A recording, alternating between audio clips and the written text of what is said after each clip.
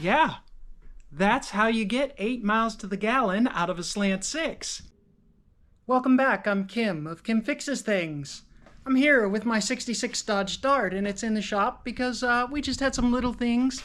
I ran out of gas recently because my gas gauge is not working properly, and I thought, man, it's leaking fuel. It's got to be leaking fuel. And so we checked. I crawled underneath it. I'm not going to take you with me, but check the sending unit, and I don't see any leaks. It seems okay. So on to, well, let's see if we can get the gauge working properly. Well, there's a pile of wires down there that you could see, and I was having a grounding issue, so I was not getting my voltage properly to my gauge. So now the gauge is successfully working, but I just kept putting gas in the car, put a couple of gallons at a time, and just driving it around a little. And I thought, I mean, I have an idea of how much I'm driving the car because I'm still in the early parts of the break-in period for this new engine. So I'm very much keeping track of the mileage that I'm putting on the car, so I know when to change out the break-in oil, and just, you know, we're sorting, which is something you do after a major overhaul, is you just take the car out for short trips and just check things out and make sure everything's running good before you know, break something or get stranded too much. So why am I only getting 6.5 or maybe 8 miles to the gallon out of this 225 Slant 6? That doesn't track. I mean, they're not the most fuel economy, but like, this is a light car, you know, and it's fun, you know, to put your foot in the gas and go up the hill a little ways, but I'm really not hot rodding, you know, and it doesn't have very good like it pulls hard, but it's just doesn't have any low end real. Something's not right?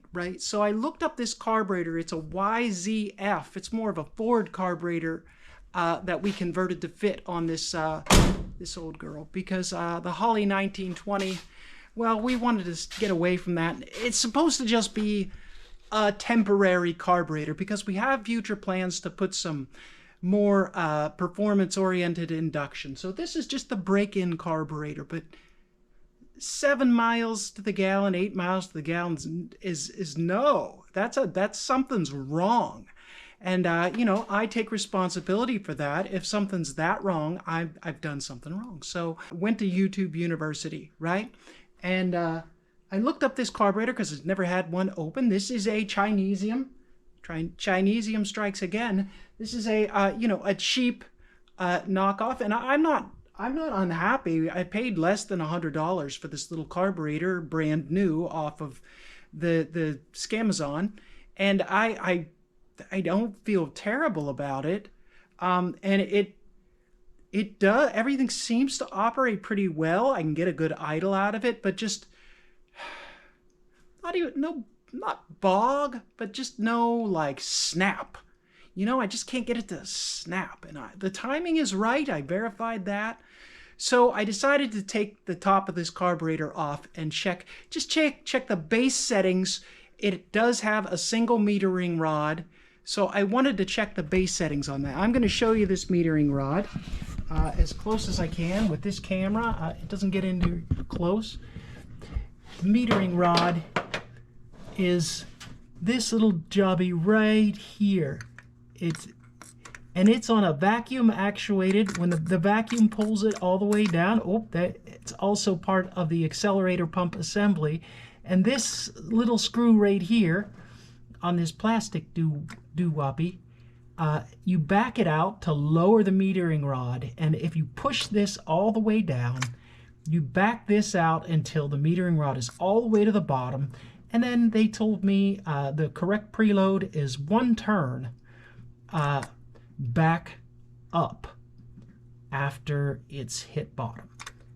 So I figured, well, I'll just set this. Well, when I got in here, this little brass metering rod that goes down into the jet, I don't know if you could see, it goes down into the jet. Yeah, you can kind of see. That rod goes into the jet. Good. That metering rod instead of being down in the jet, it was just leaning over here in the bowl. It was completely, this loop had not been formed tight enough, and on assembly they stuck it on there, and I guess on the boat ride over here, or, well, when I was working out this linkage, maybe I banged it around too much, but anyways, without ever having opened this carburetor, the metering rod had fallen off of its linkage, was just laying in here. Who knows what it was doing, but as far as I can guess, it was just pretty much wide open main jet all the time. And that's how you get 8 miles to the gallon with a 225 slant 6.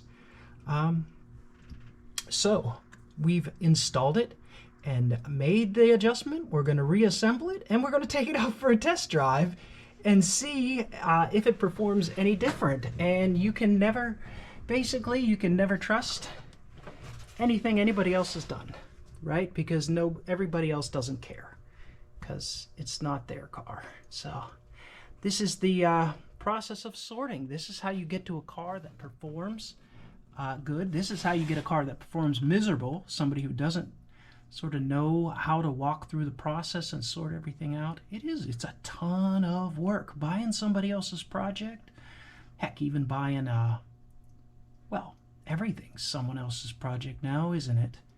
Even factory vehicles are somebody else's project. You just get where they decided to stop. Hopefully they did it properly. Anyways, I think it's going to run better. What do you think? And have you ever run into this with American remanufactured goods? Is it just Chinese goods? I'm sure it's not, but yeah. Oh, how about we'll give them the benefit of the doubt. Trust but verify. And as things aren't quite adding up, if things aren't adding up, well, verify again, and let's see if we can get, I don't know, maybe 15. It's a light car. It's got nice gears on it. I don't drive it too harshly. We're not doing burnouts or anything like that. Let's see if we can get 15 miles to the gallon out of it. At least, you know, the math in my head told me less than 8, and let's see now if we can do, you know, better would be good.